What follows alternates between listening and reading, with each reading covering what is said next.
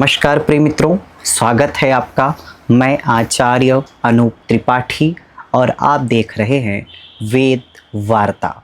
मित्रों, आज मैं उपस्थित हूँ आप सबके सामने एक विशेष जानकारी लेकर के, जो इस समय चर्चा का विषय है और काफ़ी भ्रम स्थिति उत्पन्न किए हुए है। और वो ये है कि एकादशी का व्रत हमें किस दिन करना चाहिए, किस तारीख को करना चाहिए।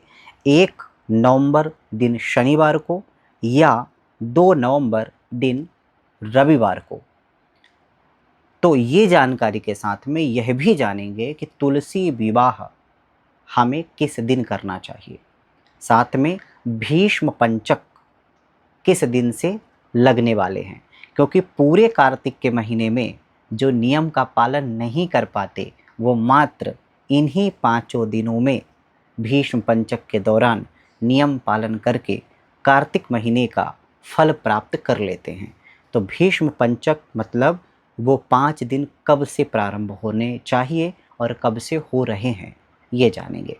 मित्रों, यह जो देव प्रबोधनी एकादशी है, देव उठनी ग्यारस है, यह हमारे लिए बहुत महत्वपूर्ण है। ऐसा माना जाता है कि भगवान योग निद्रा से उठ करके हमारे मंगल कार्यों को करने के लिए कृपा करते हैं और इसी दिन से विवाह आदि शुभ मुहूर्त प्रारंभ हो जाते हैं। मित्रों, चातुर्मासा इसी दिन समाप्त हो जाता है और जो चातुर्मासा कर रहे होते हैं वे इसी दिन से ही, मतलब द्वादशी पारण के समय ही चातुर्मासा को पूर्ण करके भगवान को समर्पित करते हैं। मित्रों, यह जो देव प्रबोधनी एकादशी है, ये अबूझ मुहूर्त के अंतर्गत आती है। इसका इतना महत्व है। भगवान को भक्त समुदाय इस दिन विशेष सेवा करके, विशेष सामग्रियों को चढ़ा करके, षोडशोपचार पूजन करके भगवान को योग निद्रा से जगाने का प्रयास करते हैं और जगाते हैं। और सभी लोग आनंदित होते हैं। अपने घरों में भगवान के चरण कमलों को बना करके उनका पूजन करते हैं। तो ये जो देव प्रबोधनी एकादशी है, ये बहुत विशेष है। और इस दिन कुछ लोग अपने अपने मंत्रों को भी सिद्ध करते हैं। ये बहुत बड़ी एकादशी के नाम से प्रसिद्ध है। तो मित्रों, अब जानते हैं कि हम एकादशी का व्रत किस दिन करें। इसको जानने के लिए आप 4 बिंदुओं पर विशेष विचार करिए। सबसे पहली बात यह है कि 1 नवंबर दिन शनिवार को 9:11 सुबह से एकादशी लग रही है। वहीं 2 नवंबर दिन रविवार को एकादशी 7:31 सुबह तक ही है। तीसरी बात, 3 नवंबर को दिन सोमवार को द्वादशी तिथि 5:07 तक ही है। इसलिए यह तिथि क्षय हो गई, क्योंकि इस तिथि में किसी भी दिन सूर्योदय नहीं हुआ, ना ही 2 तारीख को और ना ही 3 तारीख को। चौथी और महत्वपूर्ण बात यह है कि विवाह नक्षत्र उत्तर भाद्रपद नक्षत्र 2 नवंबर दिन रविवार को 5:03 से प्रारंभ हो रहा है। इसलिए यह सब देखते हुए 2 बात स्पष्ट हैं और बहुत सरल हैं। मित्रों, स्मार्तों के लिए जो एकादशी है वो 1 नवंबर दिन शनिवार को रहने वाली है। स्मार्त वे हैं जो पंचदेवोपासक हैं, लेकिन उन्होंने कोई विशेष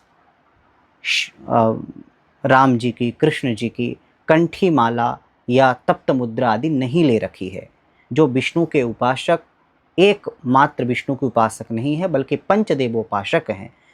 समस्त गृहस्थ जीवन में रह रहे व्यक्ति सभी स्मार्त के अंदर आते हैं, जो स्मृतियों को, पुराणों को प्रमाण के रूप में मानते हैं और उनके वचनों का पालन करते हैं। स्मार्त बहुत सम्माननीय शब्द है। यहाँ एक बात याद रखें, जो वैष्णव हैं वे तो विष्णु के उपासक ही हैं, उनसे उनका तो कहना ही क्या है। लेकिन स्मार्त भी बहुत शुद्ध और वैदिक वांग्मय के एक बहुत अच्छे उपासकों में से एक हैं स्मार्त। तो स्मार्त, इसको सरल शब्दों में आप ऐसा ही समझिए कि जितने भी गृहस्थी हैं सभी स्मार्त के अंतर्गत आते हैं। तो वे सभी लोग जो गृहस्थ जीवन में रह रहे हैं और वैष्णव नहीं हैं, वे सभी 1 नवंबर दिन शनिवार को व्रत करें। वहीं जो वैष्णव जन हैं वे सभी 2 नवंबर दिन रविवार को एकादशी का व्रत करें। ये हो गया एक सामान्य नियम। अब कुछ प्रश्न और उनके जवाबों की तरफ चलते हैं। तो पहला प्रश्न यह है कि सभी लोग क्या 2 नवंबर को एकादशी का व्रत कर सकते हैं? क्या ऐसा कोई सामंजस्य बैठाया जा सकता है कि 2 दिन व्रत न रख करके एक ही दिन व्रत रखा जाए इस बार? तो हाँ, शास्त्रों के अनुसार ऐसी विशेष इस बार कुछ योग उत्पन्न हुए हैं जिसके कारण से आप सभी लोग, चाहे स्मार्त हो चाहे वैष्णव हो, एक ही दिन व्रत रख सकते हैं। और उस दिवस का नाम है 2 नवंबर। जी हाँ, 2 नवंबर दिन रविवार को उदय काल में, ये कब होता है आप समझिए, जब उदय काल में थोड़ी सी एकादशी हो, मध्य में पूरी द्वादशी हो और अंत में किंचित त्रयोदशी हो, तो ये महापुण्य प्रदायिनी त्रिस्पर्शा योग नाम की एकादशी बन जाती है, जो कि 2 नवंबर को बन रही है। और ऐसे समय में वैष्णव और स्मार्त दोनों को मिलकर के उसी दिन व्रत करना चाहिए, जो कि 2 नवंबर को प्राप्त हो रही है। इसलिए अगर स्मार्त ऐसा चाहें कि हमें 1 नवंबर को नहीं करना है, 2 नवंबर को ही करना है, तो वो भी इस सूत्र के अनुसार कर सकते हैं, क्योंकि इस बार त्रिस्पर्शा एकादशी बन रही है और ये बहुत महत्वपूर्ण है। अब इसका जो प्रमाण है वो समझ लीजिए। कलात्येकादशी यत्र परतो द्वादशी न चेत तत्र ऋतुशतम पुण्यम त्रयोदश्याम तु पारणम। ये ऋतुशतम, हजारों, सौ, अनेक प्रकार के पुण्य प्रदायिनी, जो महत्वपूर्ण पुण्य को देने वाले व्रत हैं, उनसे कहीं ज़्यादा ये योग हम सबको पुण्य प्रदान करता है। तो इसलिए आप सभी 2 नवंबर को यह व्रत कर सकते हैं, चाहे आप स्मार्त हों चाहे वैष्णव हों। ये एक सामंजस्य की स्थिति है और ये योग की स्थिति है। दूसरी बात यह है, तो अब आप पूछेंगे कि कब करना चाहिए, तो मैं यही कहूँगा कि अगर आप चाहते हैं एक व्रत करना तो 2 नवंबर को ही करें। ये बहुत अच्छा है। इस बार आप सब मिलकर के ही एकादशी का व्रत करें। ऐसा सभी शास्त्रों का भी निर्णय है, सभी पंचांगों का भी निर्णय है। मित्रों, अब बात करते हैं भीष्म पंचक कब से लग रहा है। तो भीष्म पंचक में जो पंचक शब्द है ये 5 से संबंध रखता है। मतलब एकादशी से पूर्णिमा तक के दिन को पंचक, 5 दिन को पंचक के नाम से जाना जाता है। तो ये भीष्म पंचक में पंचक शब्द का जो शब्दार्थ है वो तब पूरा होगा जब हम इसको 1 नवंबर से करेंगे, क्योंकि 1 नवंबर से अगर हम व्रत करते हैं तो ही 5 दिन पूरे हो रहे हैं, नहीं तो बीच में ही, क्योंकि द्वादशी का क्षय हो गया है तो 4 ही दिन मिल रहे हैं। अगर हम 2 तारीख से प्रारंभ करेंगे तो 4 ही दिन प्राप्त होंगे। इसलिए हमें 1 तारीख से ही पंचक, भीष्म पंचक के नियम का हमें पालन करना चाहिए। तो सबसे पहली बात ये हो गई। इसलिए 1 नवंबर की एकादशी बहुत बहुत महत्वपूर्ण है। अगर आप भीष्म पंचक का नियम और उसका पालन करने के लिए चाहते हैं या आप चाहते हैं कि ऐसा हमें करना है, तो सबसे उपयुक्त जो रहेगा वो रहेगा आपको 1 नवंबर। 1 नवंबर से भीष्म पंचक प्रारंभ होने जा रहा है। धर्म सिंधु का यही मत है और यही शास्त्र सम्मत है। अब आपको बताते हैं कि तुलसी विवाह 2 नवंबर को क्यों होना चाहिए। 1 नवंबर को तुलसी विवाह होने की कहीं से कहीं तक कोई संभावना नहीं है। कार्तिक शुक्ल एकादशी से पूर्णिमा तक किसी भी दिन तुलसी विवाह किया जा सकता है। याद रखिए, तुलसी विवाह का जो विवाह उत्सव है वो एकादशी से लेकर पूर्णिमा तक 5 दिन में कभी भी आप कर सकते हैं। ये सबसे महत्वपूर्ण है। दूसरी बात यह है कि अगर आप द्वादशी के दिन ही करते हैं तब उसमें नियम ये है कि अर्धरात्रि के पहले पहले आपको द्वादशी के दिन विवाह का नक्षत्र हो तो तुलसी विवाह कर लेना चाहिए। ये है आपका नियम। तो अब ये देखते हुए आपको यह बात स्पष्ट हो रही है कि 2 तारीख को, 2 नवंबर को ही शास्त्रोक्त है, शास्त्र सम्मत है विवाह, तुलसी विवाह। तो तुलसी विवाह आप 2 तारीख को करें, ये आपके लिए बहुत उपयोगी है, क्योंकि 5:03 से मैंने पहले ही बता दिया है उत्तर भाद्रपद नक्षत्र प्रारंभ हो रहा है। विवाह के 11 नक्षत्र हैं, उनमें से उत्तर भाद्रपद नक्षत्र भी है जो कि 2 नवंबर को प्राप्त हो रहा है 5:03 से। इसलिए आपको अर्धरात्रि के पहले पहले प्रदोष काल के समय आपको तुलसी विवाह कर लेना चाहिए। तो ये हो गई आपको 2 तारीख को, 2 नवंबर को तुलसी विवाह क्यों करना चाहिए। मित्रों, कुछ लोग ऐसा मानते हैं कि 2 नवंबर को रविवार है और रविवार के दिन तुलसी का स्पर्श नहीं करना चाहिए। शास्त्र में स्पष्ट मत है कि वैधृतौ च व्यतीपाते भौम भार्गव भानुषु पर्वद्वये च संक्रांतौ द्वादश्याम सूत के द्वयौ।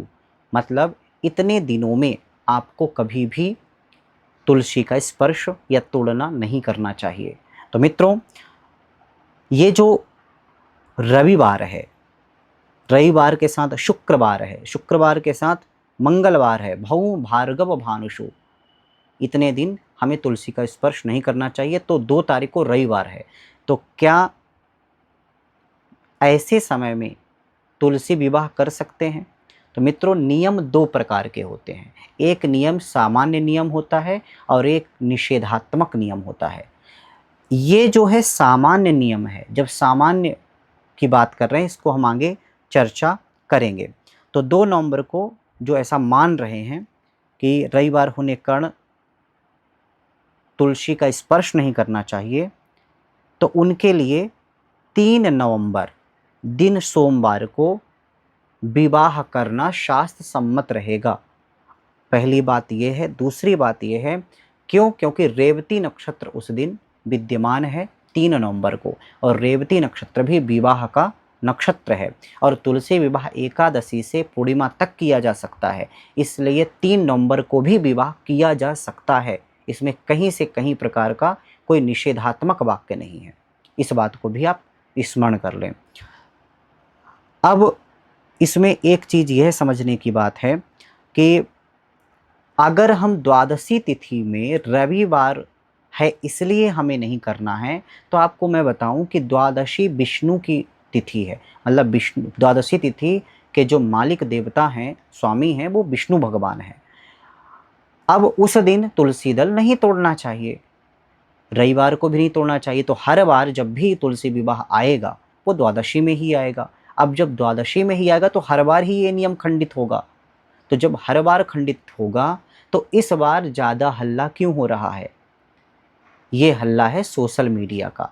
हर बार द्वादशी के दिन हम तुलसी विवाह करते हैं, कार्तिक शुक्ल द्वादशी में, लेकिन इस बार रविवार भी है, ये बात हो गई है। तो द्वादशी में भी नहीं चयन करना चाहिए तुलसी जी का, तो रविवार को भी नहीं करना चाहिए।